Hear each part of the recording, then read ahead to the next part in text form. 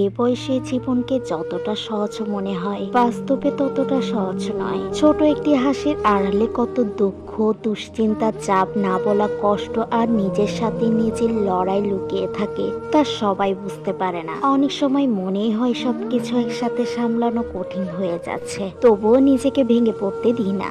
চারপাশে মানুষ হয়তো আমার স্বাভাবিক দিকটাই দেখে, কিন্তু ভিতরে ভিতরে কতবার যে নিজেকে বুঝিয়েছি, সামলিয়েছি, শক্ত থেকেছি সেটি শুধু আমি আর আল্লাহ জানেন। কখনো পরিস্থিতি, কখনো মানুষ, কখনো নিজের স্বপ্ন, বাস্তবতার চাপ সব মিলিয়ে জীবনকে বেশ কঠিন মনে হয়ে ওঠে। তবুও একটি জিনিস আমাকে থামতে দেয় না, তা হলো আল্লাহর উপর ভরসা। কারণ আমি জানি যত কঠিন সময় আসুক আল্লাহ এমন বোঝা দেন না যা আমরা বহন করতে পারি না। তাই আজও নিজেকে ধরে রাখতে পারছি, হাসতে পারছি, সামনে এগিয়ে যাওয়ার চেষ্টা করছি।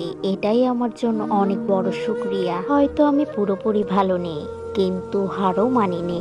আর কখনো কখনো শুধু টিকে থাকাটাও একটি বড় অর্জন।